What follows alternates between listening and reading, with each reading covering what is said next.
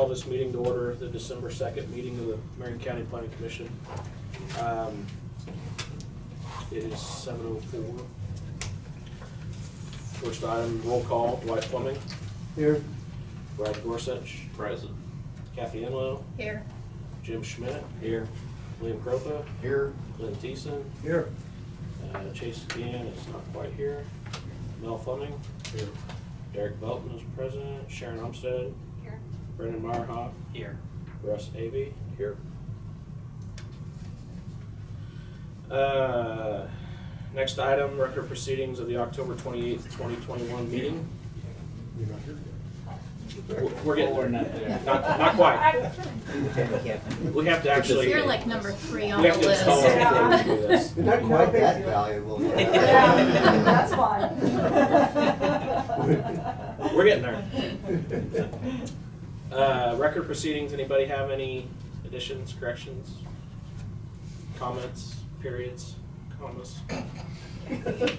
Kathy, it's your last chance.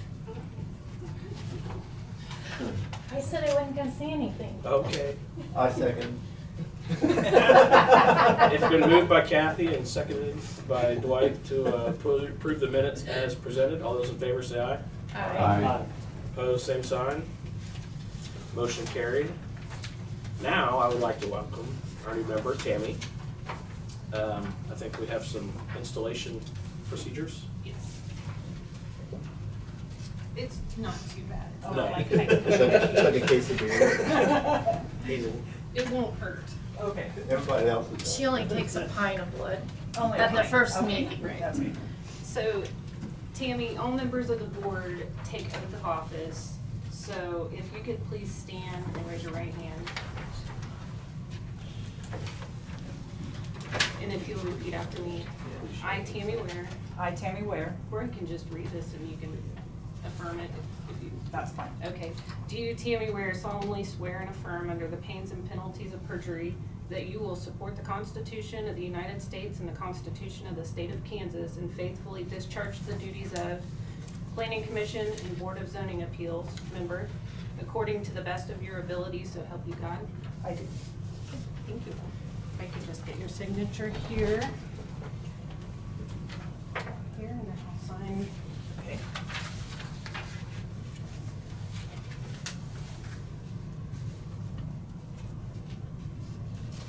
Thank you, Mayor. All right, welcome, Tammy. Thank you. I think you'll find when I try and run this as open as possible, so any questions, comments, speak up. Okay. We'll try and answer them for you. Okay, item number 4, case number PC-21-03, application for a conditional use permit filed by Harmony Towers LLC. Did I get that right? Harmony. Harmony. Yeah, I see that too.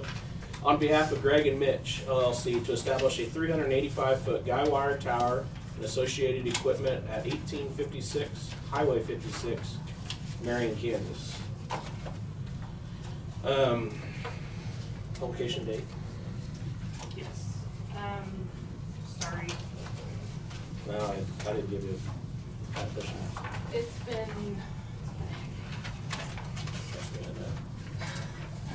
Okay, hang on just one second. The publication date was November the 10th. And notification letters were sent to property owners within 1,000 feet on that on the 10th. And then the sign posting was November the 11th. And also, interested parties were notified as well.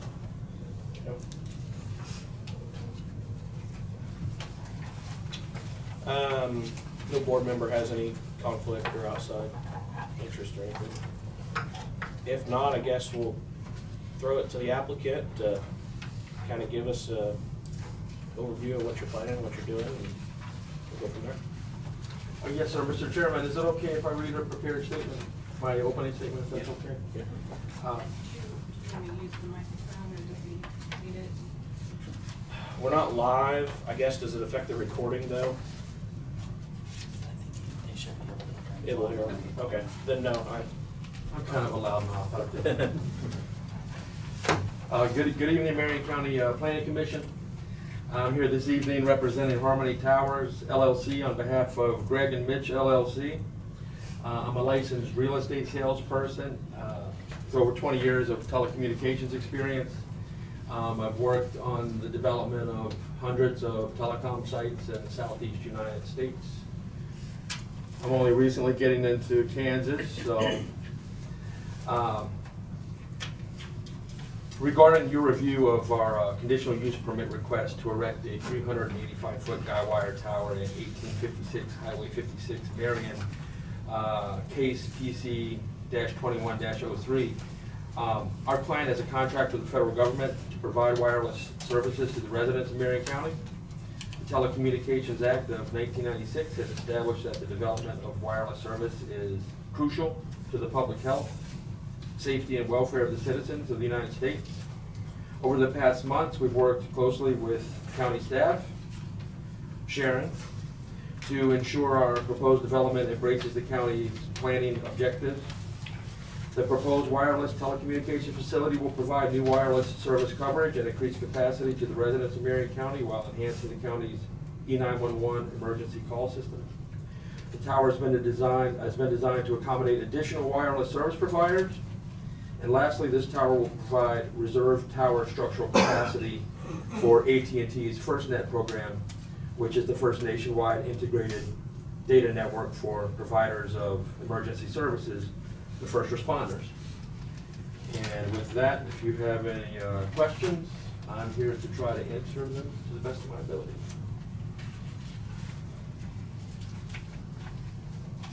Anybody have anything off the top of your head?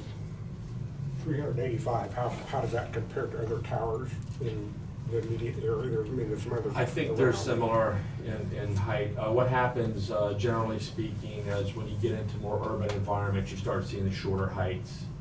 And I can tell you that one of the things that's happening with the wireless industry in the 20 years I've been in it is that in the late 90s, when I got involved, the networks were just providing voice calls. There was no data packages. And so in Florida, where it's relatively flat, like around here, you'd see towers about 5 miles away from each other. So if you were driving down the interstate, you might get about 2.5 miles from the last tower before your phone call would flip over to the tower that you were driving towards. Now we're building sites as close as a mile or less away from each other. And it's not that there's no coverage, there's service there, but there's capacity issues because everyone has a computer on their phone now. And so it's all that data usage, the texting, the sending photographs, surfing the internet, sending documents, photographs, things of that nature. That's sort of what clogs up the networks. And so, yeah, the 385-foot guy wire tower is very typical for this area. What does the top of that tower look like? I mean, it had a bunch of dishes, what do we call it? Well, what you call the anchor tenant is going to be AT&T, and so they'll have just a standard antenna array. They won't have any dishes on it at this point, but that could change in the future. It's the tower is designed to handle 4 carriers, so what it ends up having on it is just a matter of who wants to attach their equipment to it. Yes, sir. And what kind of radius would this tower provide for coverage? I'm not a radio frequency engineer. There's a whole science revolving around that. I can only speak to that as sort of a layman. But I think it's probably standard to like it was originally for phone calls, maybe 2 miles or so. And then for, data usage, things of that, it's a matter of how many people are on the network. I'll give you an example. I saw a car accident once. I tried to call 911. I was in a very populated area, lots of cell towers around. I got 2 fast busy signals. I got 2 dropped calls. And I was thinking about putting this unconscious woman in my car and driving her to the hospital, but then I thought, well, maybe her neck's broken. So I called the 5th time, and it went through. And I asked the RF engineer the next day, and he said it was a capacity problem. So it's really, it's a matter of how many users and what time of the day it is. And I wish that I had a straightforward answer for that, but I'm not 100% sure. There are 2 other towers in that area, Yes, sir. so can you explain the reasoning for why we need a 3rd one? Yes, sir. This is a case of financial hardship, basically. That tower was built, I believe, back in 2004. And the company that owns it, SBA, I'm not sure how long they've owned it, but they have rent escalators that are built into their agreements with carriers like AT&T. And so you have to put yourself in the shoes of someone who's a tenant, who's dealing with a landlord. And say you've got a barber shop, say you've been paying the same rent for however many years, and then all of a sudden you find out that your rent's doubling or tripling. And so with these rent escalators, over time, it ends up making the rent so high that it's untenable for AT&T, and so they have to find another option. And it's been widely documented in the trade magazines that carriers like AT&T and Verizon have been negotiating with companies like SBA for a long time, trying to get the rental rates to be more reasonable. And apparently in this situation, that's something that was not able to be achieved. So, you know, they're asking for a conditional use permit to build a new tower, and from everything that I can tell, their application complies with all of the state and county rules. So are you saying that equipment would be moved from one tower to your tower because the rates are cheaper? I think that's how it'll work out, yes, sir. So And that's then not a would we- capacity issue, that's a, Right, that's not what I was talking about before. This is just a financial hardship issue. That's the crux of it. So are we gonna have a tower that's vacated of dishes or satellite or whatever receivers? I don't know what, I think they have, I think SBA has another tenant on that tower if I saw the antenna array correctly today when I looked at it. It looked like there was another set of antennas on there besides AT&T. So if you get too expensive, then somebody else will put another tower up Well, at cheaper rent. I think what's happened is that AT&T has an agreement with Harmony where over the next 20 years, they're going to save probably hundreds of thousands of dollars, maybe millions of dollars by making this move. And so you have to ask yourself as a business person, if I could save hundreds of thousands of dollars or millions of dollars, would I do that? And as far as what happens with SBA's tower, I'm not sure, you know. It may be that if there's no tenants on their tower, that it has to be removed. I'm not exactly sure. I couldn't speak to what will happen to their tower.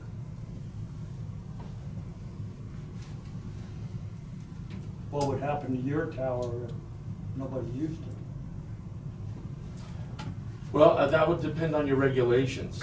There are places where a vacant tower has to be removed. There's other places where vacant towers don't have to be removed. But you have to imagine, AT&T obviously feels like they're over a barrel to go to this sort of length to try to save money. I mean, they didn't want to do this, probably, you know. And if I put myself in their shoes, this is something that was a long, hard decision to come to.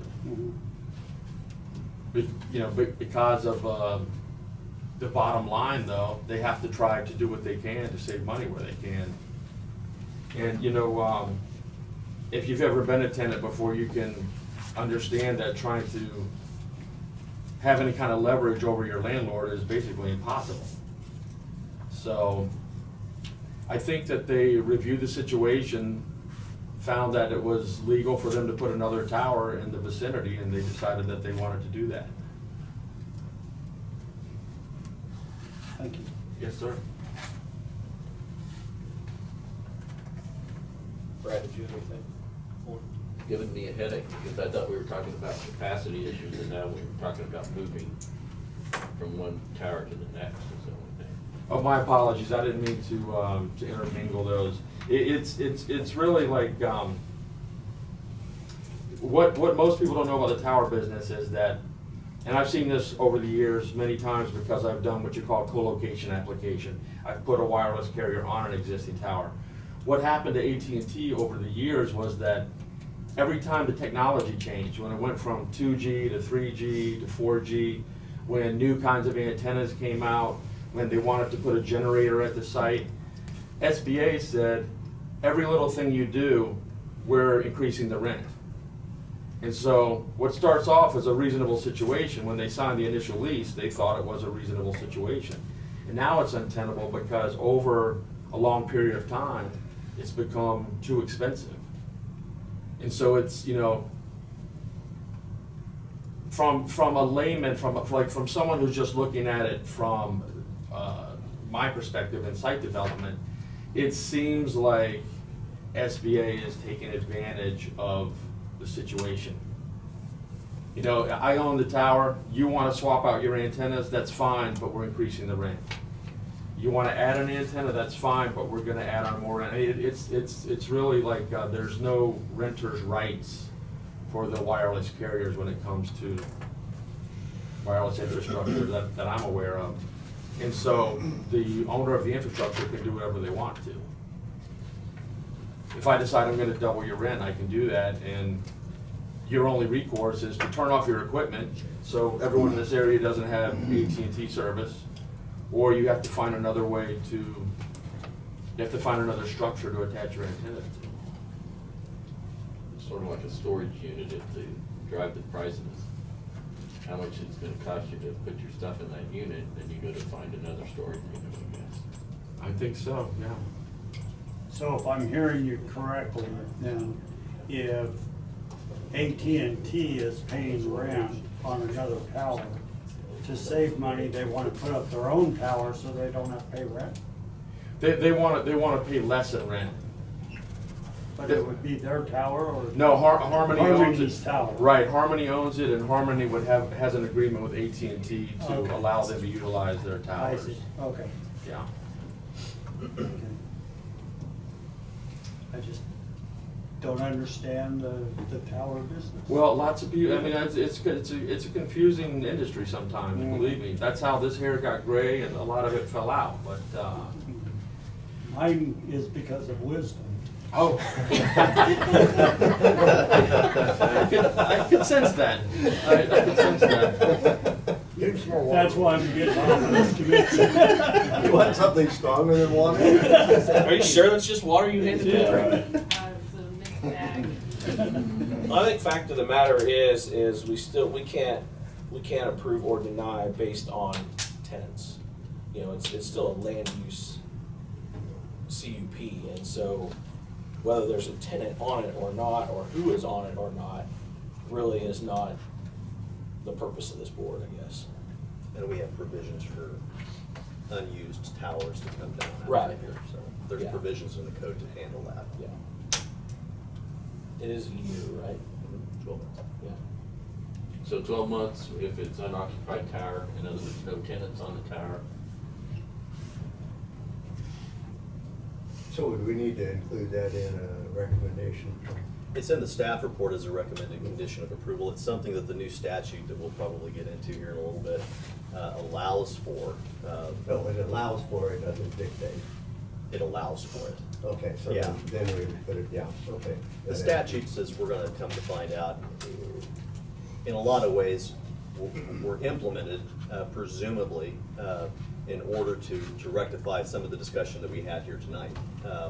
It provides, it removes, I guess, it fulfills the desire to spread this infrastructure, especially in rural America, where oftentimes your 5G networks, or at least cellular data transfer is your internet option. Broadband is coming along quite nicely, but nonetheless, this is why we have seen each time there's, as Mike has mentioned, each time we see a technological advancement in the industry, offices like Sharon's get building permit requests, but also there are a number of additional towers to fill in the gaps. It used to be historically that we would ask of the applicant We need your propagation maps. We need your coverage maps. We need a better understanding of capacity and co-location opportunities. It's written in our code, right? And as I mentioned last time we met, that code probably needs to be modified to take into effect the impact of this particular CUP as it relates to the new statute. So we are precluded from things that were a normal part of the discourse on whether or not to approve a CUP. Co-location opportunities were built into codes simply to minimize the number of structures across the landscape. That, but as it turns out, must have been a barrier to the feasibility of siting additional towers. It could have, obviously, the financial repercussions that Mike discussed as a rationale to enact these types of laws. And so here we are dealing with this land use with perhaps both hands tied behind our back, or at least one. So again, things that we would have been traditionally discussing, as we've discussed here for the last 10 minutes, perfectly rational. I think they're still rational, but nonetheless, as I mentioned, and the gentleman in the blazer will remember from Osage County, kudos to the telecommunication lobby for getting this legislation passed. So it giveth and it taketh away, I guess, in certain regards, but nonetheless, we're dealing with this in the best, most practical, straightforward manner we can. So anyone hear from the opposition? Some things that the board can, or the county can regulate are like the distance from property boundaries. Fall zones. The fall zone, the decommissioning agreement or bond, or however you want to do that. That's about it. Well, I'll talk more about that on the report. Yeah, unless anybody has any questions or comments. What's the FAA requirement? Is it towers less than 500 feet, or what is it? Oh, it depends on where they sit in relation to airports or things of that nature. That's its own science too. And I know that the FAA has to approve every tower site. And so I'm putting a cell tower on the Tulsa International Airport property right now.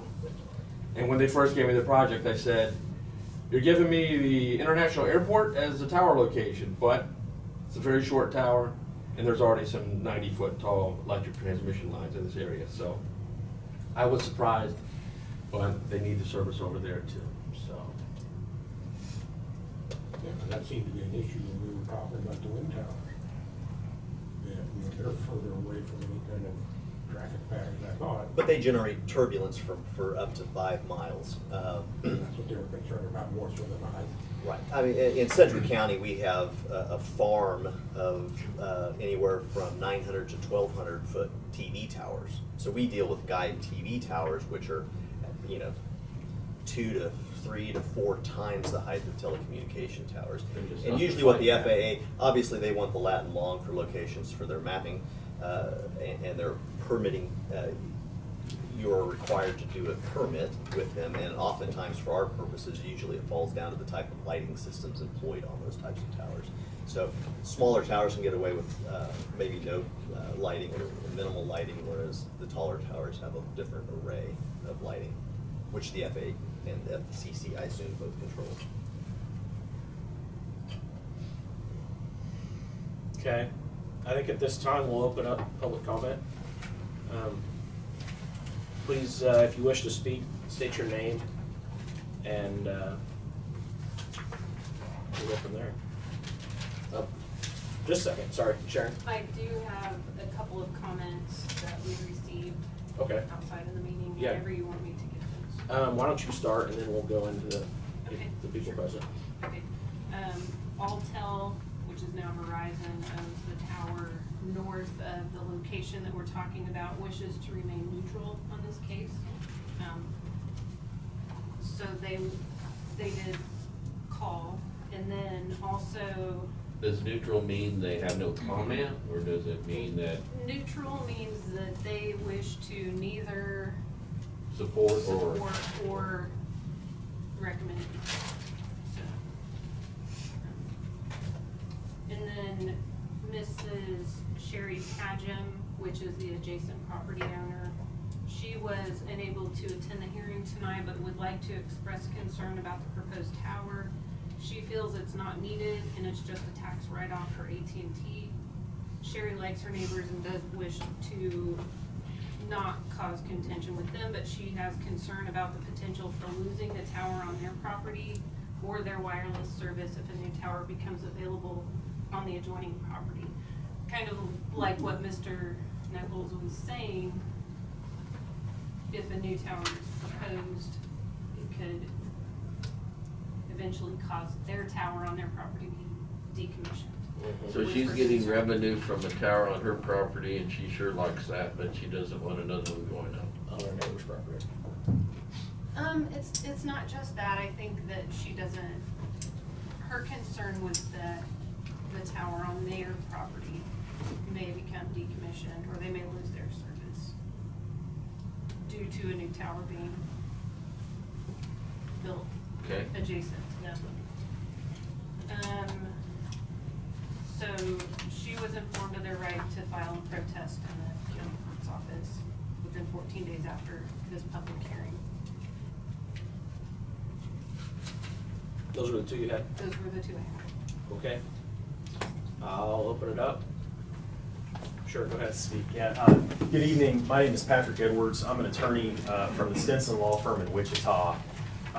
If it's all right, I'll stand back here. I can't sit and talk at the same time. Sure. I represent SBA, which is the tower that is less than 1/5 of a mile directly, I guess, west of the proposed location of this tower. I'm here to oppose the CUP. So I'll address, I have some set comments I'd like to make, and then I'd like to address a few of the comments so far that have been made tonight. So I also have some handouts. Unfortunately, I don't know if I was not expecting this large of a planning commission, so I don't know if I have enough copies for everyone, but I'll pass out what I have. This first handout that I've got is a map that looks like you guys have one copy of, or I guess one page of the map already. There are 2 pages here. And what the first page is from the application itself. And then, I guess I do have, there you go. And then the second page is zoomed in, 2 zoomed in maps showing the location of our tower and the location of the proposed tower. As you'll see, the locations are generally between the city of Marion and the reservoir. Our tower is, like, I believe 720 feet from the location of the proposed tower. Our tower is 400 feet tall. The proposed tower is 385 feet tall. Our tower was built in 2008, and SBA acquired it in 2010, I believe. So it was built by a predecessor company, and we purchased the tower from them. Our tower is technologically up to date, however, and we currently serve AT&T as a tenant at 396 feet high. The AT&T is the proposed anchor tenant on the proposed tower. So the next handout I have is it kind of addresses some of the comments that were made by the applicant related to SBA raising rent for AT&T on the current tower. And this letter is from a woman by the name of Susan Mulvaney, who's the site marketing manager for for SBA, my client. And what this letter says is she's essentially the point person for interacting with AT&T on this tower. And this letter states that she has not been contacted by AT&T with any concerns or any problems, either with the performance of our tower, the SBA tower, or to essentially request to renegotiate the terms. And the reason I'm pointing this out is because the representation was that SBA was constantly increasing rent to the surprise of AT&T. The lease that we're operating under right now, the AT&T SBA lease, was actually signed by AT&T and the predecessor company that we purchased the tower from in 2008. That was a long-term lease that had various terms that you could re-up for. And each time, there was an escalator in the rent. The rent that we're charging right now, AT&T could have calculated it the day they signed the lease in 2008. So there's no surprise here. This is an example of SBA charging what the agreement says they can charge. And AT&T, as that letter says, has never come to us once on this tower and said, your charging is too much, you need to renegotiate. That hasn't happened. And so this isn't an example of an angry landlord just abusing the tenant. We're charging what AT&T agreed to with our predecessor company, and they haven't complained to us a bit. In fact, actually, AT&T signed a lease amendment with SBA in 2021, in January of this year, to add FirstNet services that were referenced earlier. So at no point during that amendment did they say, hey, you guys are charging too much. Additionally, with respect to capacity and things like that, we've never heard a single complaint about it from AT&T. One other thing I'd like to mention, our tower, in addition to being taller and already established, we have room for additional carriers. So to the extent that there's a carrier that wants to come in the area, we have room for them. This isn't a situation where a new tower is needed for new carriers to come in. Now there's a reference to propagation maps earlier, and I'm going to hand some of those out right now. What these maps are is they compare coverage from the current tower, from SBA's current tower, with proposed coverage, with likely coverage from the proposed tower. And it does it from different frequencies. And what you'll see, and the way you can look at this is, it's in, the first page is the existing tower at 700 megahertz. The second page is the proposed tower at 700 megahertz. Then if you go to the third page, it's the existing tower, the SBA tower at 850 megahertz. And then the fourth page is the proposed tower at 850 megahertz. The fifth and sixth page are the existing tower at, I believe, 1800 megahertz maybe. And then the sixth page is the proposed tower at 1800 megahertz. And the seventh and eighth pages are the existing tower at 2100 megahertz and the proposed tower at 2100 megahertz. So you can essentially compare page 1 with page 2, page 3 with page 4, page 5 with page 6, and page 7 with page 8. You're looking at the same coverage, or sorry, the same frequency. And what you'll see is blue is great coverage, green is good coverage, yellow is marginal coverage, and red is poor coverage. There's no difference between coverage from AT&T's, from SBA's current tower to the proposed tower. In layman's terms, this provides no benefit to Marion County residents whatsoever. It's the exact same. We talked about earlier, they would just be moving a tower, is all. Moving a tower when they haven't complained to their landlord, who is just billing them according to the agreement that they reached with our predecessor company. The next thing I'd like to hand out are excerpts, and it looks like you guys may have them in front of you already. But these are excerpts, direct copy and paste, from the Marion County zoning regulations. Sorry, I'm trying to lean over there.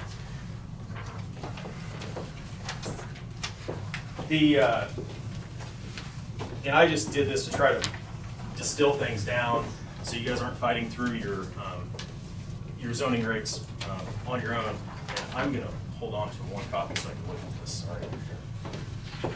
The first section that's on page 1 is section 19-101, just talking about the purpose and intent of conditional use permit applications in Marion County, talking about where conditions are warrant a conditional use permit and adequate safeguards are taken. Also talking about how this is purely discretionary. There's no entitlement to a conditional use permit. Additionally, if you go down to section 19-102, some of the highlighted language talks about that conditional use permit applications should be granted when the general welfare of the public is not adversely affected, and where necessary safeguards are provided for the protection of surrounding property, persons, and neighborhood values.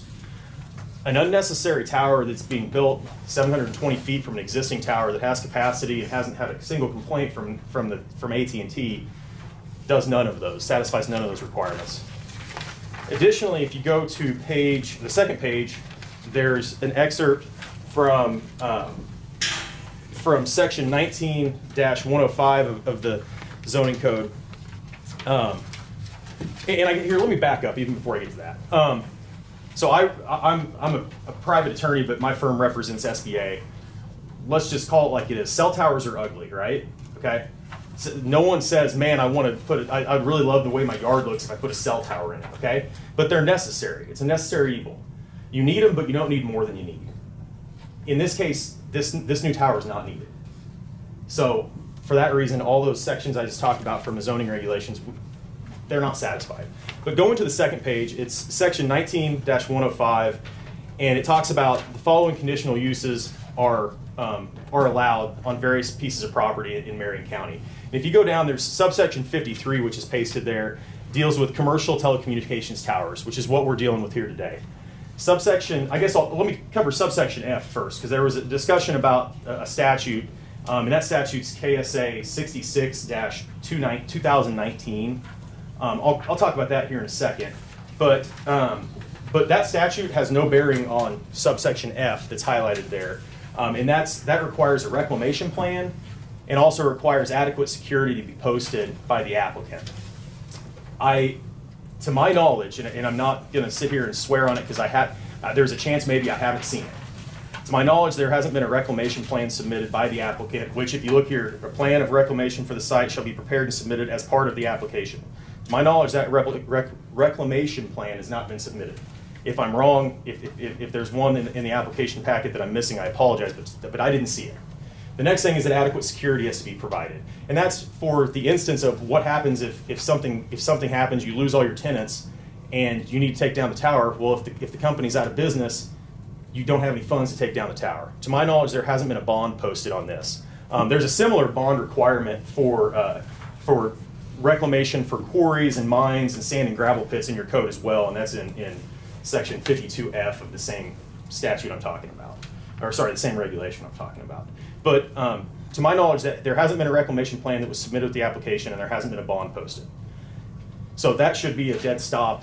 They haven't met the bare minimum requirements of the conditional use permit application. And if they come up with a reclamation plan later and submit a bond later, then we can come back and revisit this. But at the current time, to my knowledge, it hasn't been submitted, so there's no basis to recommend approval of this. Going back up to C, this is where the statute comes in play.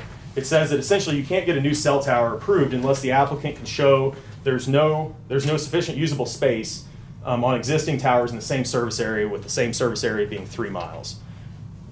AT&T is currently on our tower. We haven't received a single complaint from them, and we have room for additional carriers. They can't meet this requirement. The argument has been that KSA 66-219 precludes us from considering all the stuff that we just talked about there on the lack of improved service. And Mr. Avey knows this because we've done this once before. In Osage County, Mr. Avey and I were at a meeting together, and Mr. Avey's position is that the statute bars all of these considerations. SBA's position is that the statute only deals with applications on public property and public rights of way. I'd be happy to, in Osage County, the county attorney acknowledged it's unclear whether it applies or not. He didn't make a decision. What I'm asking is if there's a question about this statute, then I'd be happy to submit a memo to the county attorney and let the county attorney advise you and advise the county commission on whether or not this statute applies. Because if the statute does not apply like is SBA's position, then you can consider all of these things I just discussed, and they can't show, or they can't establish subsection 53C, and the application has to be denied. But that's a legal opinion, and quite frankly, that's why county attorneys are employed. So I would recommend that if it's my polite recommendation that if it comes down to the statute, then get the county attorney involved, and we can come back after the county attorney reviews information that I can submit and the applicant can submit, and you guys can have and you can rely on the advice of your county attorney. But for those reasons, it's our position, it's SBA's position that we recommend denial of this conditional use permit application because it doesn't meet your zoning ordinances, and it won't improve cell service or provide any other benefit for that matter to Marion County residents. So on the the reclamation and the bond. Has it or what's the, are those requirements and have those been fulfilled? Historically, the CUPs for other towers in Marion County have had the condition that a reclamation bond be posted or that the lease with the property owner makes note of reclamation in that lease. Is that the route that this one is? I think there was reference to it being in the lease. Yes, so there is some verbiage in the lease with the property owner. I can pass this around. I thought I had more copies of it. This was submitted after we sent board packets out. So there is some verbiage that deals with removal and restoration, indemnification, and interference. So if you'd like to take a look at that, and I'll get copies of that to the board as well. Thank you. Thank you. Anybody else? Hi, my name is Linda Chafer, and I'm with Morris Lang Law Firm in Topeka, Kansas, and my area is energy law and telecommunications. This is not the first time that SBA, Harmony, and AT&T have been involved in this situation. I've represented Harmony in Lynn County and Franklin County. SBA has made the same arguments there. They've been rejected. SBA has not appealed those decisions in those other counties, so you know, I understand that they continue to present them in additional counties, but not try and take it to court to challenge the interpretation that's been given up to this point in time. But our statute, KSA 66-2019, is very clear that it applies to private land on these restrictions and limitations. It is not limited to public right-of-ways. And so those limitations, what Mr. Edwards has provided here is a great illustration as to why those limitations were needed, because what he's asking you to do is to go in and reevaluate the business decision that AT&T and Harmony have made, and the Kansas law says specifically you cannot do that. And it can result in situations where a carrier pulls out, which is a real problem in rural areas, especially when those carriers are having to get public subsidy money in the first place, where they're the ones like AT&T that are required to provide the FirstNet emergency services. They either get stuck in the situation where if you say no to a new tower and the law allows that, which it doesn't, but if that happened, then SBA can charge whatever it wants, and it can just keep charging that and raising the price.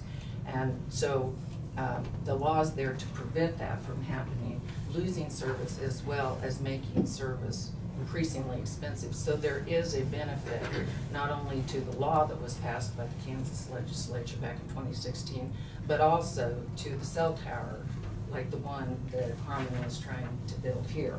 On the reclamation, the statute specifically says that you do have the right to make sure that these cell towers are taken down after they're vacated, when they don't have anyone on them anymore. That power hasn't been taken away, but it does say you can't condition approval of a cut on that happening.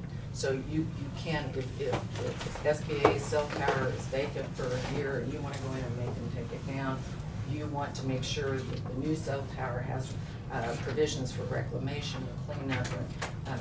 You can do that, but you can't condition approval of this cut on that happening in some way.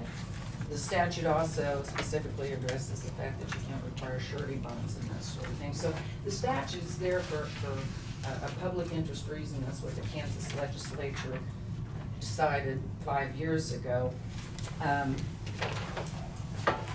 The co-location question that Mr. Edwards tells you that they've got a tower there, it's got capacity. Well, that's another thing the statute specifically says you can't look at, because without that statute, these cell towers were not being built. There were too many obstacles, such as what you're seeing here tonight, being thrown in the way. So, you know, whether anybody agrees with it or not, the statute's there and it's pretty clear. And I am happy as well to talk to your county attorney to provide a legal analysis, a written memorandum, whatever. I did that in Lynn County and Franklin County, and as I said, both of them did approve the cuts that were filed for there.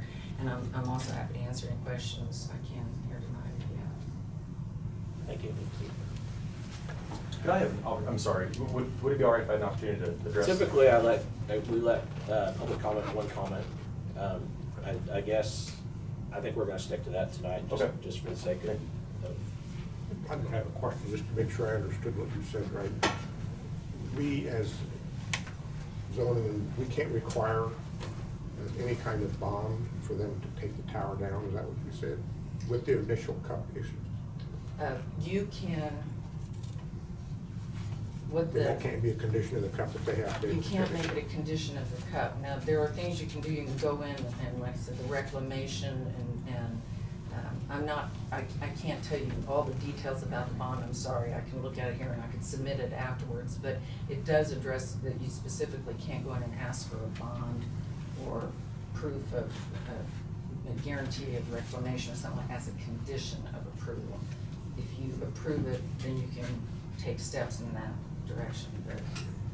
At that point, we have no power. I mean, they've got their tower, and if in fact it would be a company that would go bankrupt for whatever reason, there would be no way that we would ever get any towers taken down. There'd be no money there to do that. I mean, isn't that, am I seeing that kind of right, the potential outcome of that? I don't agree with that, but I think that it's something that has to be dealt with in a way that is not gonna be a condition on. I can understand that, I'm thinking the condition maybe isn't very valid in their case. If I could interrupt, sorry. Yeah, no, please. I think at that point, it becomes the landowner's responsibility, unfortunately. Which is. I just know that we're dealing with it differently here than what we did when we were working with the wind towers. Right. There we made it a part of their contract, and we didn't push it back on the landowners to make sure the towers get taken down. The landowner. I thought it was in their lease agreement with the wind tower It's, reclamation. yes, Yeah. it is in the lease agreement, and then the county had made a separate ancillary agreement. But similar to a road agreement, it's Yeah. outside of the scope of zoning, and Right. so that's something that they will have to deal with the county commission. Yeah, that was an agreement made ancillary to the conditional use permit. That was something separate that the commissioners agreed to with the Applicant. And in the lease between Harmony and the landowners, that's where the landowner needs to protect themselves in that regard, and it becomes a contractual issue. Thank you. Mr. Edwards, I will give you, since we asked some questions and stuff, but I'm gonna see if anybody else wants to speak first. Certainly, yeah, and that's we'll come back to thank you. you, I appreciate it. Anybody else wish to address public comment? I'll be very brief. I respectfully disagree that a bond is not required. I'll just read straight from the statute. It says, assuming the statute even applies, which it's my position the statute does not apply, because it says public rights of way in the title, but among other things. But it says you can't impose surety requirements, including bonds, escrow deposits, letters of credit, or any other type of financial surety to ensure that abandoned or unused facilities can be removed unless the authority imposes similar requirements of other permits for other types of commercial developments or land uses. That's why I referenced earlier, you guys require this for the gravel, or sorry, for the quarries, the gravel mine, or sorry, the sand pits, the gravel mines, all of those. So in this instance, you can require, your ordinance requires a bond, and the statute says you can do it because you require it, you can enforce your own or your own regulation because you do it for other types of developments. And that's all I have. Sorry, I just want to clarify. Thank you. I appreciate you. Sure. Anybody else from the public have anything? Russ or Sharon? Or anybody on the board have any questions? I just want to make a quick comment, just a procedural comment before I'll stop stepping on Sharon's toes here. But as Mr. Edwards said, we would suggest and welcome, quite frankly, memos from a bar attorney to the county councilor, as we discussed in Osage County. I will say that obviously the process of zoning, the county commission can then, they obviously take our record and our recommendation. They can certainly hear the legal arguments between the two opposing attorneys in that situation. And if the county councilor advises the commission on an appropriate path of perhaps there's additional questions, perhaps Mr. Edwards' point on the surety bond is salient to the point where they can remand it back to us for our January meeting to further consider that surety bond. So that's the process. At this point, you know, we probably will end up ending this discussion without a consensus. But remember that the county commission can obviously take that under advisement and send it back to us with a clearer direction of how to proceed specific to such thing as a surety bond.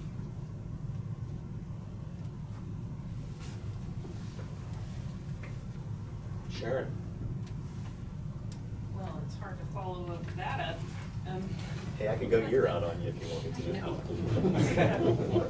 to. We'd be here all night. Sorry, Dave. Okay, so a lot of the points in my staff report have been touched on already tonight.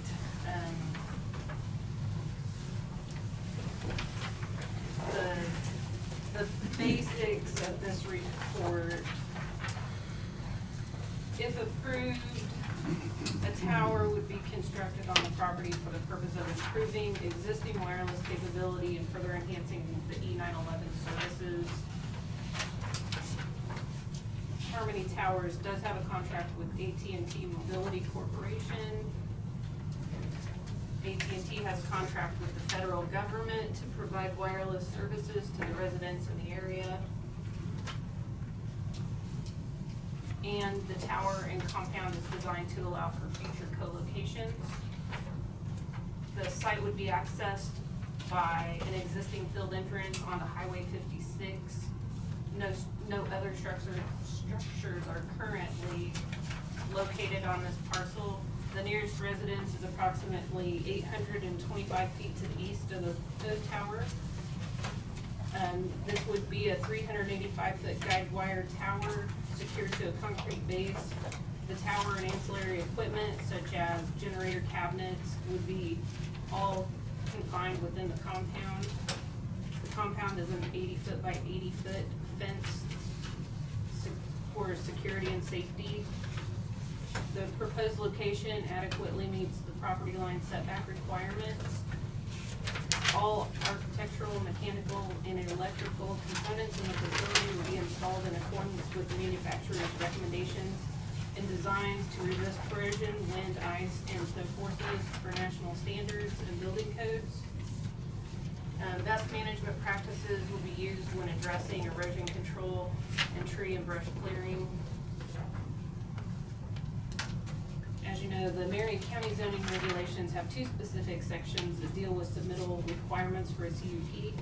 The first requires a development plan, which was provided with the application packet.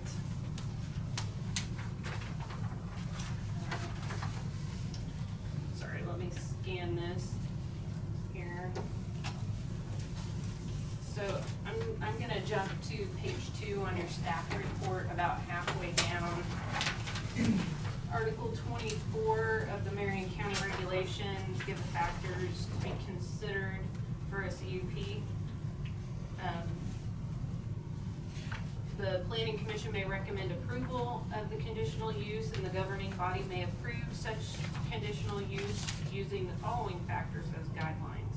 Whether the approval of the CUP whether the approval of the conditional use would be consistent with the intent and purpose of these regulations. Per Article 19-105, conditional use is enumerated of the Marion County zoning regulations. Commercial communication towers greater than 50 feet in height are permitted in the Ag District with a conditional use permit. B, whether the location of the proposed use is compatible with other land uses in the surrounding neighborhood. The primary land use is agricultural. sorry, I kind of repeated myself in that paragraph. The county is unable to preclude another tower from being developed pursuant to KSA 66/2019 based on its proximity to other towers or the ability to co-locate. C, whether the proposed use places an undue burden on the existing transportation and services facility in the area affected, and if so, whether such additional transportation or services facility is provided. Staff believes there would be little or no impact on public roads as a result of the proposed use. As previously stated, the developer intends to use an existing field entrance for the purpose of the installation and future access. Any installation impacts are expected to be minimal. Staff does not anticipate any increase in traffic due to the proposed use. D, whether the proposed use is made necessary or desirable because of changed or changing conditions in the area affected. The increasing desire for reliable wireless communication and high-speed internet service in the area makes the proposed use desirable.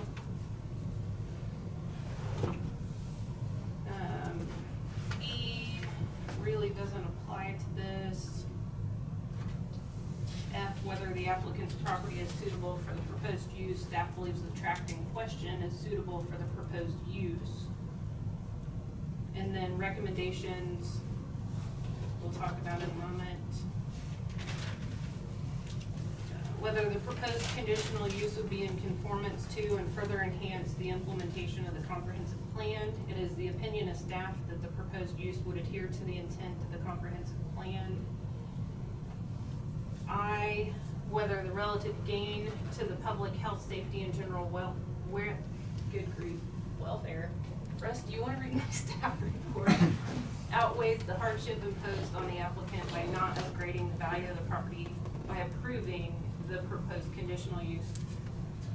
It is believed that adequate space exists on the parcel to allow safe and appropriate siting for a communication tower.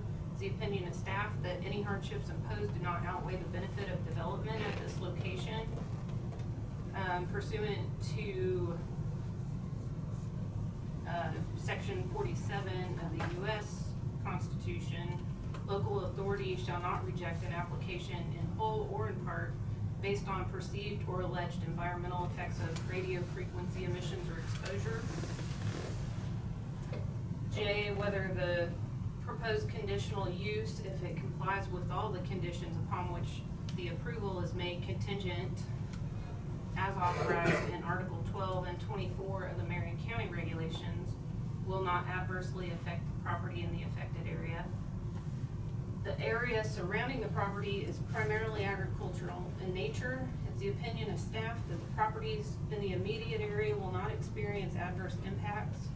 It is unknown as to whether the proposed tower and associated uses will have a material impact on either of the two communication towers on the same section of land. Mitigation for such potential obstruction or interferences can be addressed as conditions to the permit. K, such other factors as may be relevant from the facts and evidence presented in the application. Staff feels the factors for consideration outlined in 12, 19, and 24 of the Marion County zoning regulations have been addressed by the applicant.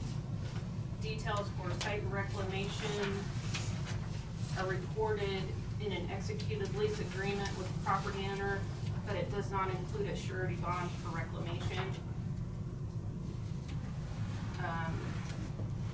Local authority is prohibited from basing its decision on multiple factors as outlined in KSA 66/2019, especially those factors that are already regulated by the Federal Aviation Administration, Federal Communications Commission, and the United States Code. Based on the evaluation of the above criteria, staff believes the request for a proposed 385-foot guy wire tower and associated equipment is in conformance with the provisions of the zoning regulations to the extent that the project can legally be regulated locally. And there are some conditions noted below.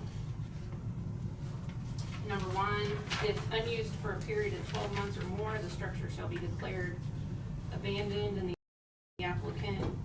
be required to remove the tower and appurtenances. All above ground improvements must be removed, and the underground improvements must be removed to a depth of 3 feet. Affected ground shall be restored to a use compatible with surrounding use. Number 2, strict adherence to the development plan of record. Number 3, the tower and associated infrastructure shall be built and or installed according to the manufacturer's recommendations. Number 4, adherence to all applicable federal, state, and local regulations is required. And 5, mitigation for the interference or obstruction of existing local communications towers will be the responsibility of the applicant. Thank you. Before we go farther, I'm gonna close public comment. I didn't do that before, so. Anybody, any comments, thoughts? Feelings?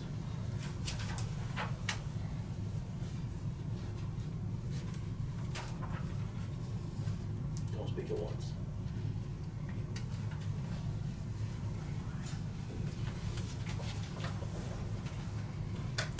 I have a question Sure. for Sharon. In your recommendation, you said that the reclamation security can be addressed as a condition to the permit, but yet in your conditions, you don't list that.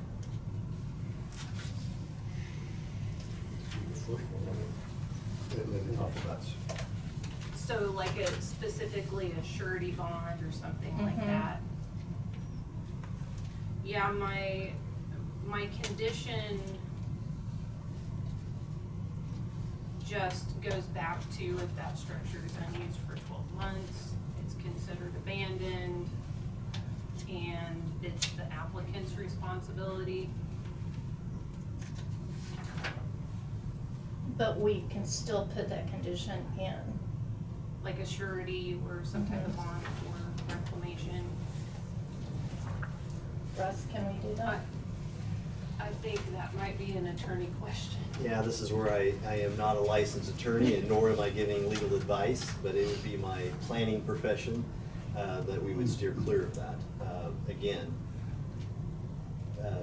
we have 2 esteemed attorneys that are going to be making arguments for that, the legality of that, the inclusion of that.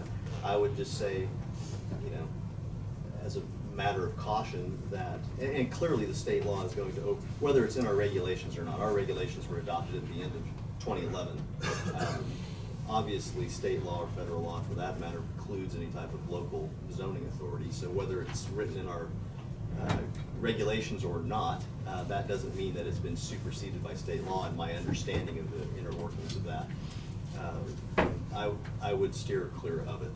Okay, so my question to you then. And like within the wind energy, which had a similar situation, it was my understanding that we left that, that the surety, quote unquote. Was of in the that lease Was in the agreements. lease agreements, and it appears to be the similar situation here with a much Okay. less onerous type of infrastructure. Okay.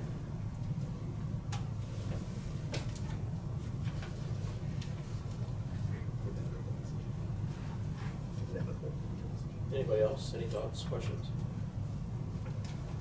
So are we basically saying that, the 2 law firms are requested to submit to the county attorney? That argument's outkicked my coverage, I'll admit that.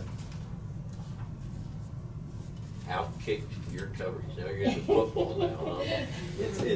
Yeah, I think that was I kind love of in the mixed analogies, contract.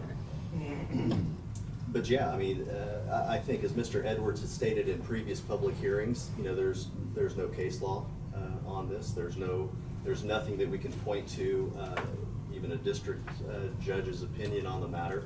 It's a fairly new statute. I'm not sure what, if any, time frame we would have to better understand the statute through legal reviews.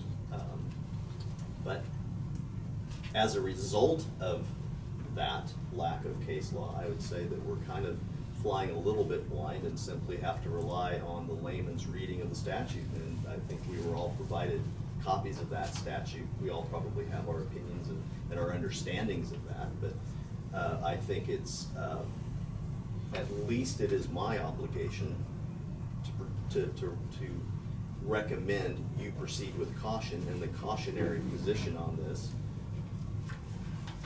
is to not have that as a condition of, a surety bond as a condition of approval.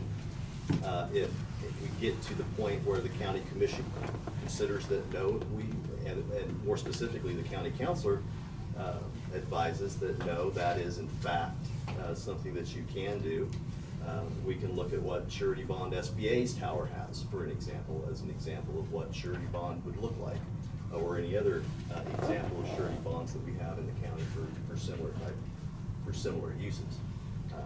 And have that be brought back before us and clean that bit up after it has more legal review. I think Mr. Edwards was asking that prior to our decision on the matter, we have that legal review. My counter to that is that we don't need to bump this action, tonight's public hearing, because the county commission does have the ability to send it back to us for further. Is it possible that, I mean, since we're making a recommendation to the commissioner? Yes, sir. That we instruct them that they explore that? I think it's on the record. That certainly will be the case. And that would be a way to address that? That will be a part of Sharon's presentation. I mean, this discussion of this particular matter is something that I'm sure Sharon will provide to the commissioners. In the absence that the attorneys do not wish to submit memos, position memos.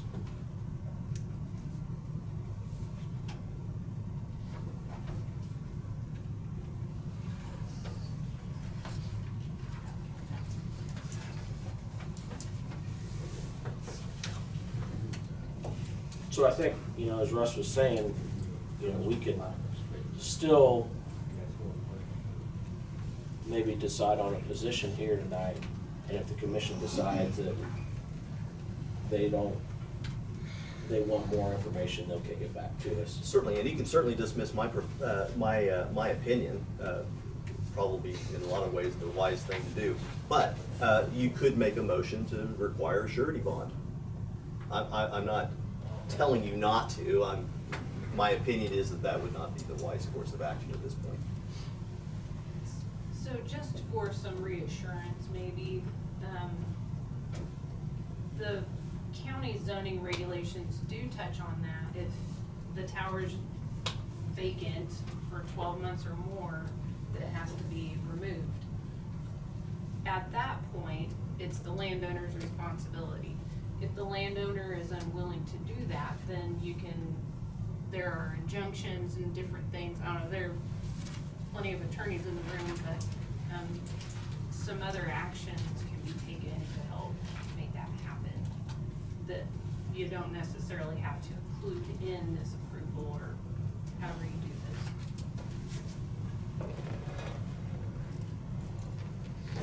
this. So it becomes a landowner. Their problem if it's vacant and still there. Does it become the property of the landowner then, if it's vacated? It's not the county. There's some language in that piece of paper that was going around in their reclamation agreement in the lease. I believe the tenant is responsible for that. But I mean, if all falls out and everyone goes bankrupt, it becomes the landowner's responsibility. So the landowner owns the tower, and they could rent it out to different people for. That's under the assumption the owner of the tower goes bankrupt, I believe. That's right. I'm not exactly sure how all that would work out. I would assume that's probably part of the lease somehow. TV antenna. You know, you get good coverage, I guarantee you. So there is a sentence in here. Falls outside. You have a lot of channels. If the tenant does not remove within 120 days after the latter of the end of the term and cessation of tenant's operations of the premises shall be deemed abandoned and owned by the landlord. So it spells it. So the landowner could rent it to AT&T. Maybe the tower is structurally unsafe. And that's why the tenant wants to leave. Maybe. Doesn't want to be responsible for when it tips over. Certainly seen private landowners be tower managers. Certainly one of our clients back in the day.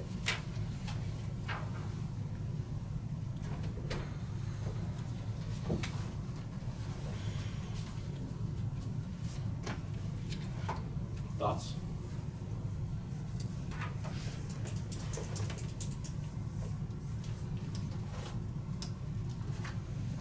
Yeah, just trying to figure out whether one of the handouts that we distributed was referencing the sufficient space.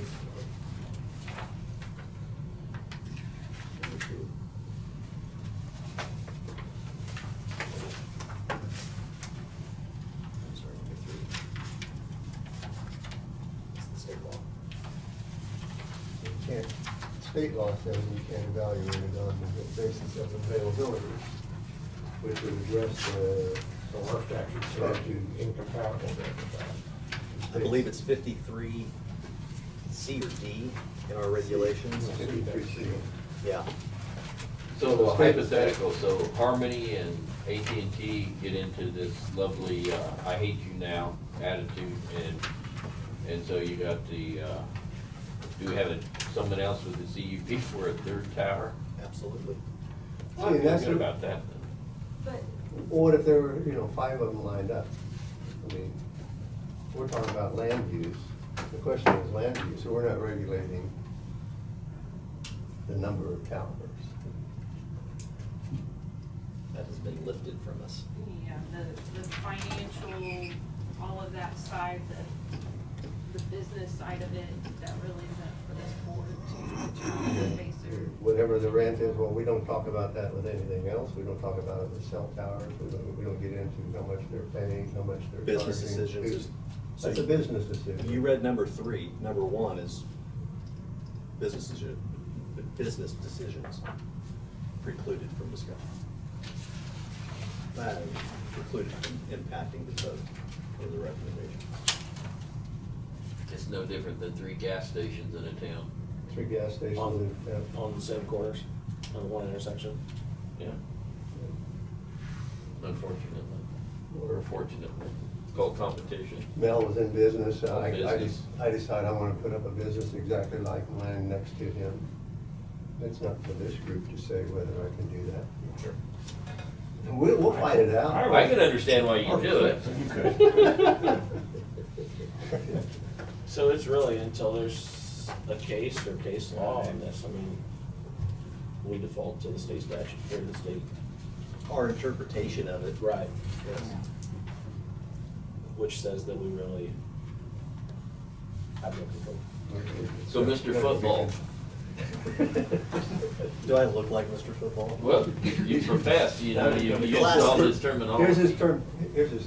You knew that was coming. 1986 Class 3A worst football player of all time, yes. Okay. Yeah. At Holston, of course. Of course. Okay, I understand. Do we understand the case law, and do we understand KSA 66-2019 or whatever well enough to, you feel comfortable?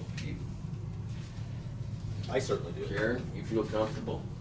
I am not a voting member of the board, nor am I an. I was just asking a question, but Sharon and I do great in depositions, I'll Yeah. put it that way. Marion County is known for being the deciding factor in case law at this point, so, I mean. Line it's- on it. I don't envy your position tonight. I mean, there's some good points on both sides of this case. I feel like the local government is somewhat, it's controlled by some state statute. We saw the same thing with CAFOs. Yeah. We can write whatever we want in our lovely little book, but if someone And trumps again, us, we're out of business. out of duty, I will say that you can have a contrarian opinion and make a motion to recommend it with a disregard, and I don't mean that in a crappy way. I am not a Marion County Planning Commissioner. I can only do, it's only my opinion to advise you as to what I see the field ahead looks like. It's your obligation to make a recommendation to your county commissioners based on the best information that staff can provide you and based on the record provided here at a public hearing. And again, this is a new statute. One never wants to be the test case, but here we are. We can't be, daunted by the fact that litigation may occur in one of our decisions. For one thing, it's the county commissioner's decisions that would be litigated. But we want to forward the best recommendation based on the best information we have available to our county commissioners. And I think what we've heard tonight puts us on the best path forward for that decision. And if some of my opinions are incorrect or disagreed with to the point where it gets sent back for further discussion, I will certainly stand aside. So, Mr. Chair, what are you looking for? I'm looking for a motion. I knew that was coming.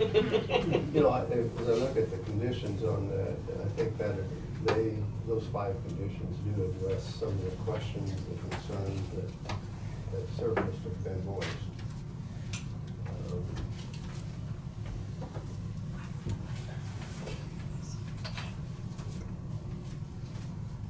Are there concerns out there among the planning commission that are not? Tammy, you're awful addressed? quiet over there.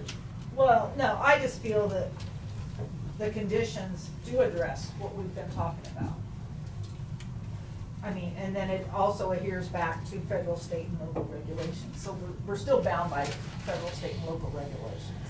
So if we send it, if we would send it with the conditions, then if the commissioners wanted to add more, or were concerned about more legal, then it could come back with, right? Am I correct? Yeah, Am I you're correct, and understanding? that's where the legal recommendation could stem from, Yes. during their conversation and their review of it. And, yeah, quite frankly, they could tell us we're flat wrong or just agree and go on. Right. So, it's, they have the final say. There's really, Well, I would make a motion to remove the case number PC-21-03, the request for a conditional use permit to establish a 385-foot high wire tower and associated equipment by Harmony Towers LLC on behalf of Greg and Mitch LLC. Be recommended for approval with the following conditions. Number 1, if unused for a period of 12 months or more, the structure shall be declared abandoned and the applicant shall be required to remove the tower and appurtenances. All above ground improvements must be removed and the underground improvements must be removed to a depth of 3 feet. Affected ground shall be restored to a use compatible with surrounding use. Number 2, strict adherence to the development plan of record is required. Number 3, tower and associated infrastructure shall be built and or installed according to the manufacturer's recommendation. Number 4, adherence to all applicable federal, state, and local regulations is required. Number 5, mitigation for the interference or obstruction of existing local communications towers shall be the responsibility of the applicant. is there a second? I second. It's been moved and seconded to recommend approval for case number PC 21-03, the request of the conditional use permit to establish a 385-foot guy wire tower as read by Dwight with the conditions listed. All those in favor Raise your right hand. Opposed, same sign. Motion, yeah, D1. Motion carried. Commission date. This case will go to the Board of County Commissioners on December 20th.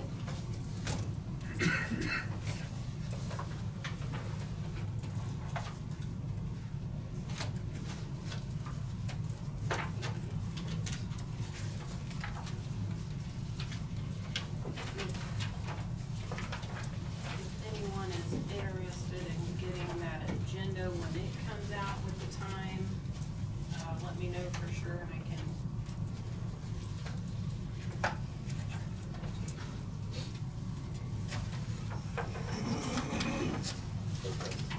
Yes, okay, so, the ability to protest exists, so, the protest would be filed with the county clerk, which is in this office over here. That can be done within 14 days after the conclusion of this public hearing. So if you have any questions or need help contacting the county clerk, I can get the phone number to you, or you're welcome to visit their office during business hours.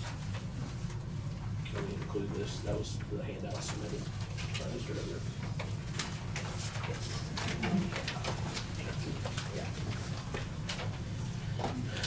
We have some off agenda stuff. Okay, I mean, I'm thinking maybe we'll take a 5-minute recess and use the restroom and go back to finish up. Thank you guys for your time. Thank you. The time will be.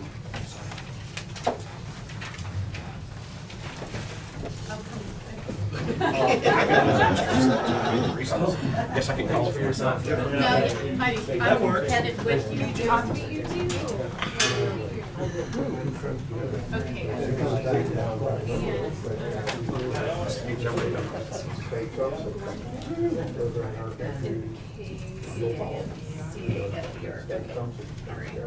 Thank you. The time on the 23rd. Hasn't been decided yet. They usually don't send those agendas out until a Thursday or Friday. The meetings, Unfortunately, we can't dictate it. they have me tentatively scheduled for 12:45, Mile and mile. but that's. Thank you for your time. Have a good night. Stop meeting like this, man. Yeah, no kidding, right? We're starting carpooling. Nice to meet you. All right, see you guys. Take care. Have a great evening. We can evaluate to find out whether that's basically a harmful effect to surrounding property. I think I followed him starting at 45 That would miles be an the hour. thing with the competition on the He three drove service like stations. 68. I was on his ass. Then he turns on sunflower. You know, the bottom line, I mean, everyone does like competition, it keeps everyone on. And now I'm But I'm wondering. just saying that the statute needs to be reworked. It's in how you interpret that verbiage. I was worried that it was a planning commissioner that I was passing. And. Isn't that right? Not really. I wasn't hearing your conversation. Well, I think one of the statutes that we have talks about not allowing a cut for something that would disrupt or damage surrounding property. Yeah. So that you. HughesNet or anything else we've I ever think had. we'll, I have. kind of bring things back together, guys. Are you? Shall we keep on moving? For your, He can help you file an Internet. district court. I have lovely But it's outside of- AT&T off of that tower. Kathy, or Kathy. I was looking at you earlier, sorry. What? Sharon, you're up, off agenda. Okay, the only couple of things that I have, Anita Seacat was appointed by Dave Crofit to represent District 4. So she'll begin on the board in the first meeting of the year. Sure. Yeah, Kathy, I see you over there smirking. And. Is that your vacancy? No free brownies. Yes. Who Yep. was it? I missed. It's for Kathy's seat. Is there someone, or? Yes, Oh. Anita Anita. Seacat, and she's in the Oh, okay. audience today. Hi. She came to see how these meetings go. See what she's getting herself into. And she hasn't run away It's yet. not too late. You picked a fun one. She hasn't signed the oath yet, so, no. Good. The other item is that I plan to have the annual dinner, and it's typically that first meeting of the new year, so you'll all be invited back to attend that meeting. So Kathy, this isn't exactly your last one. Do we have any agenda items? That's the thing, we don't have any agenda items yet, so that meeting may not be in January. Sometimes it's in April. I may not be However. available. You may not be. There's a, What's your sentence? How many days in jail do you have? Are you gonna be in court? no, actually, I'm gonna be a grandparent, so, Well, congratulations. yeah, it's been a really exciting year, and so that'll be coming up right around that time. Sure. No, it's gonna be late. If we, That in the code for disputes taxing. must be. But we can just pick another day and they have our party. Well, I mean, if there's no agenda items, there's no agenda items. We'll probably kick to February.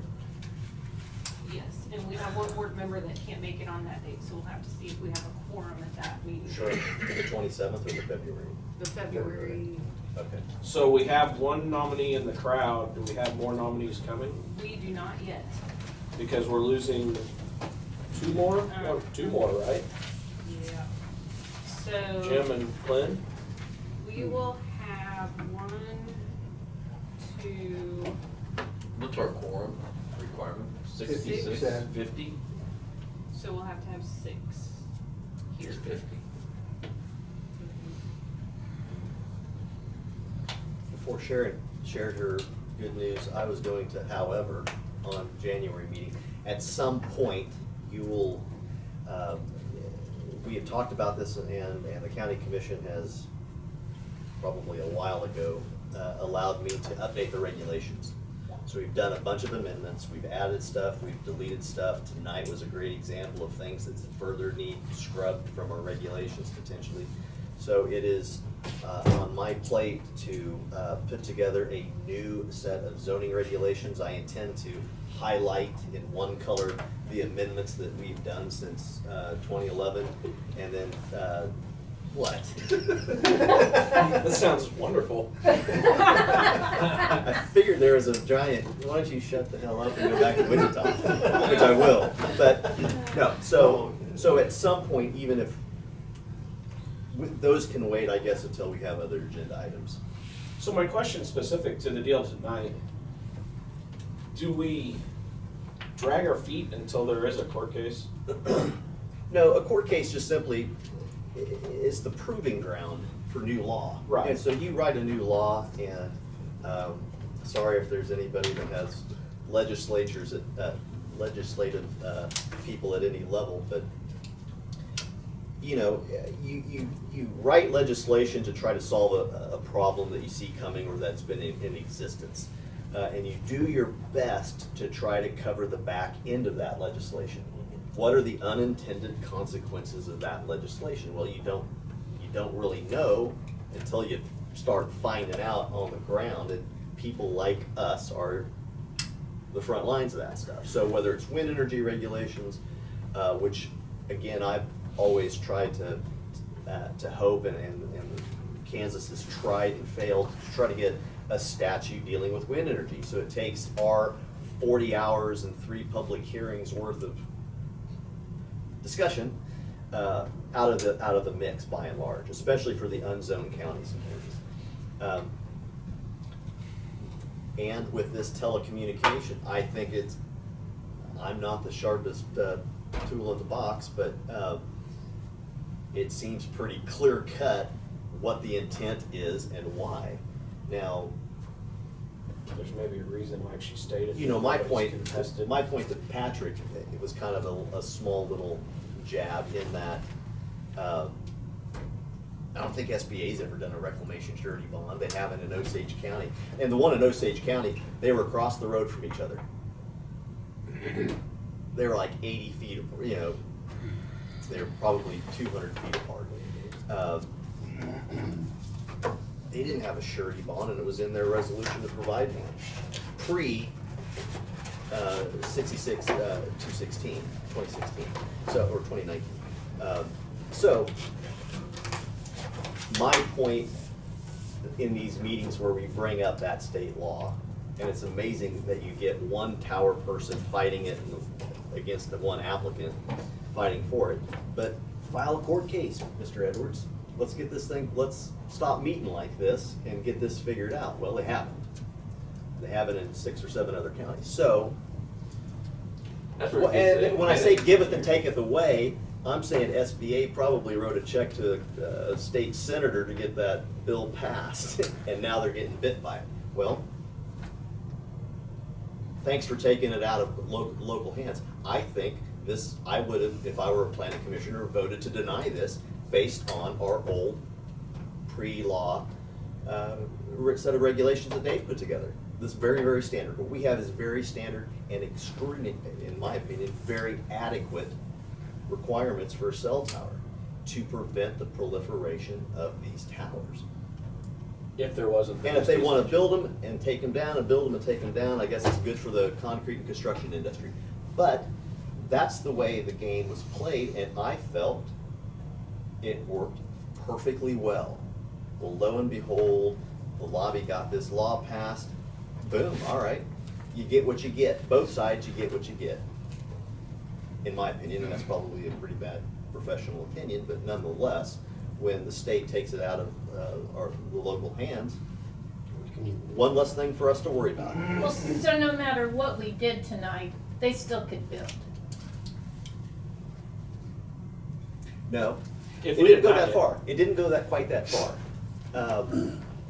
So it's kind of like, you know, you can zone for cell towers. You can require them to do CUPs or zone change or special use permits.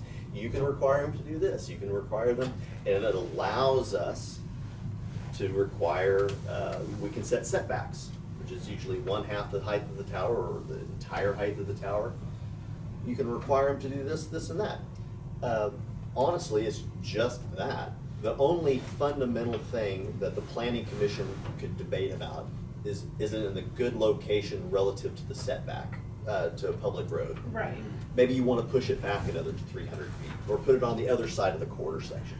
But what we used to do is say, look, you don't need to put a tower in this township. But we can't do that anymore. Absolutely not. We can't require co-location. We can't say, we've always been prohibited, which is why you don't see it in zoning regulations.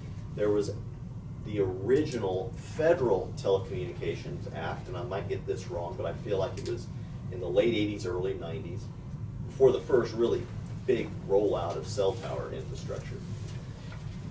The federal law precluded localities from using any health-based reasons for denial, which I wish they would do for wind turbines, right? Absolutely cannot use radio frequency, electromagnetic interference type things that may or may not cause health problems. You can absolutely not use that as a basis for a denial of a telecommunication structure. But really, that was it. Yeah, you can, just like anything else, discuss the appropriate location. It required so much more out of the industry. Propagation maps that you saw. If they can't show on their little propagation map that this area is underserved, then that's a basis for denial. This is just a money grab infrastructure improvement. Well, and again, both sides are kind of correct here.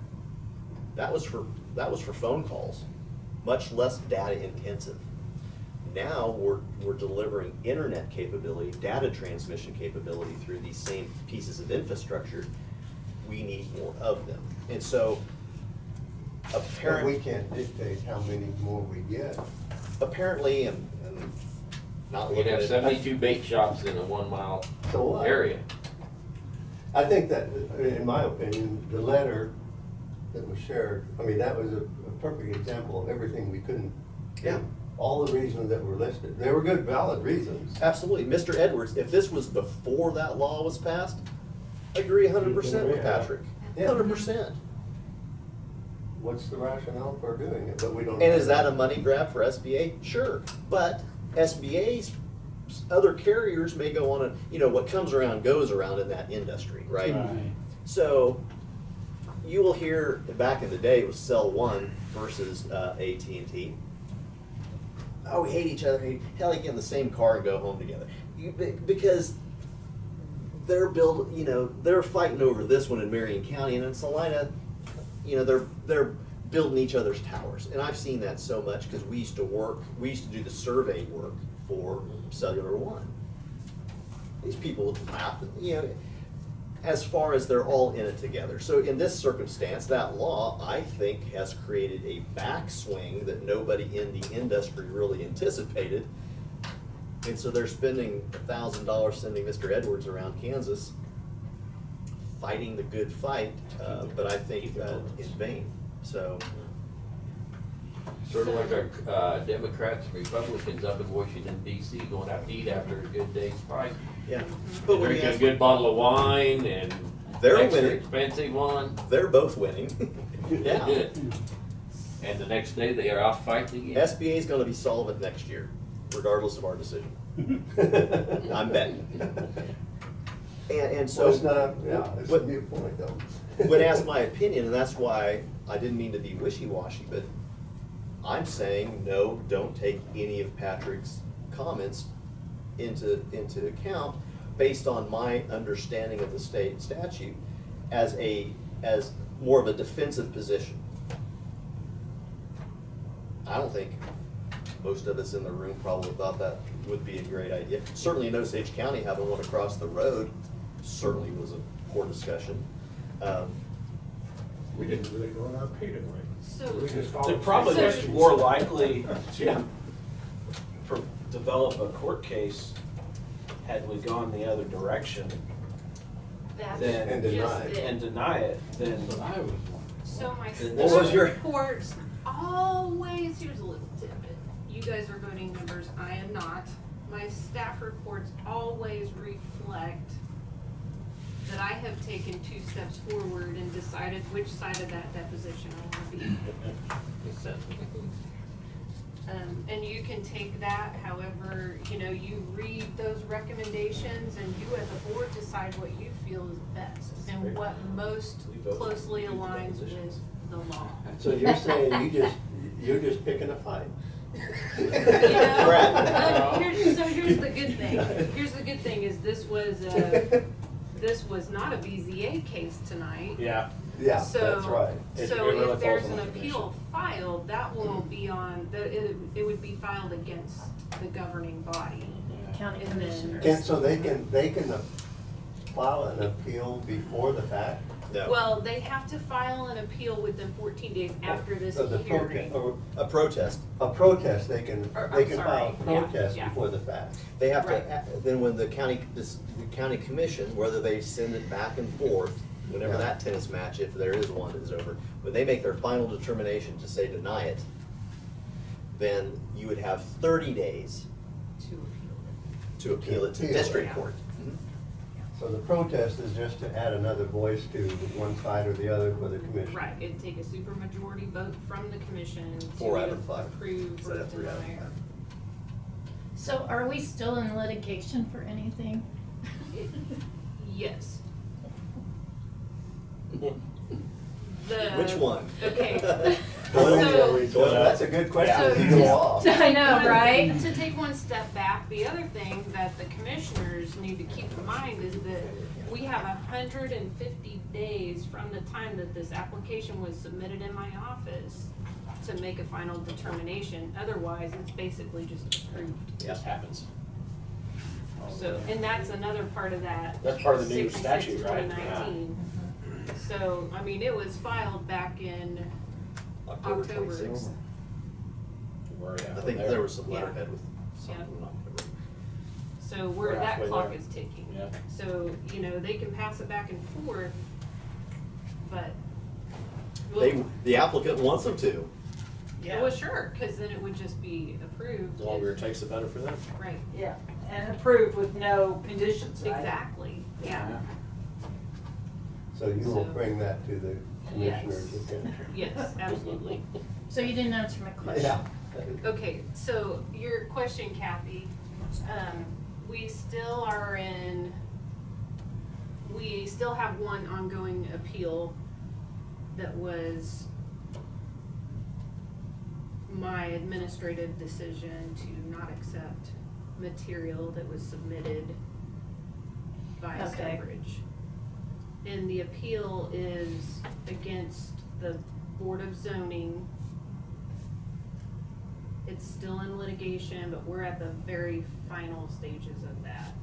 There's supposed to be a hearing this month, and I was supposed to appear as the county Right. deposition, which I did 7 hours of deposition in Topeka on this case already, but But the county lake one is done. Yes. yes, that one's done. I'm not Expedition sure. Way's done. Expedition, those are Expedition all Wind is finished. done, It's just the Stonebridge. it's just the Stonebridge one, I think that hearing is later this month. And our attorney sent them back a letter that said, I don't think she needs to appear again for a deposition, let's just hold the hearing, or the trial or whatever, and be done with it. Bench trial or, yeah. So which one I is think that? it's a trial. That's the one for the wind farm south of the highway Yeah. Oh. for the that they wind farm. didn't even have in the right location on the application, which was part of the reason Nor for were the, Pat Hughes they're is not here. the owners of the. yeah. Yeah, they didn't own It's anything. just How did that not a, get thrown out? it's not even an original CUP, it was an addition to Expedition CUP. It failed on multiple. Yeah. They But it's couldn't- still hanging out there. I'm surprised they didn't get that dismissed. I was hoping they would. Here we are. Yeah, Anything else, Sharon? that's all I got. Okay, Russ, on your regs, you, The ones you were laughing about. yeah, I know we still have to do it, but it's still coming. Well, you got 1 month off of not talking about text amendments. I mean, come on, guys. I guess we could have something to do in January. No, do you have you're still working on a game plan? Do you piece by piece? What are you thinking? So what I've been doing with Dave's regulations is he had them in the Word, just a simple Word document, and the formatting is just not ideal. So I am transitioning the format, and while I do that, Sharon has been nice enough to send me 8 different copies of text amendments that we've done. I have Yearop's files from when he put these together and when he was here. So he kept fairly good records of other text amendments that predate all of us. So what the process I have found successful is to simply reformat, add in what we've added, make the edits that we have made as a commission over the last 10 years.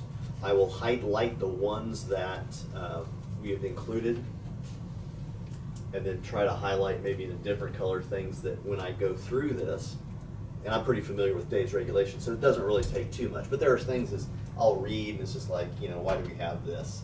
So I will give it kind of my once over and say, this is kind of, I disagree with Dave on this. I don't think there's gonna be many because we've been pretty thorough. It's kind of like anybody's health. I mean, if you go to the doctor regularly, things are pretty good. Osage County hasn't been to the doctor in 15 years, and we're having to do, there's just things that I don't know if there is actually a legal set of regulations, but, and poor record keeping. So you will get a full-sized copy of these regulations, and I think the best way to do it, especially for like Osage County, but even for us, we simply will re-adopt zoning regulations like these never existed. But they'll be, Basically the same with updates and minor changes here and there. Cleaned up. yeah. Yeah. It'll be a notebook only this thick. You'll add more. Double page. We'll get a new Why do book. Jim and We'll Kathy get a have big big mold. smiles on their faces? That's what I wanna know. Because we don't have to do it. Yeah. So I say that if you want, we can make a vote to see if we want to have a special meeting of the planning commission at the end of December. December 31st? Yeah. No. I move that we have a special meeting so we can get the expertise that, I'm gonna say before we lose the expertise. No. Your job is getting so much easier after December 31st. You don't have to put up with Kathy. I just won't, That's my right. job won't get necessarily easy, I just will suffer less ridicule. Personal shame, Thanks, Russ. absolutely. You went out, kicked the cupboard, so wouldn't you? I would like I to never recognize take the our coverage. members for their contribution that are leaving. Yeah, absolutely, especially during the comp plan. Every one of you.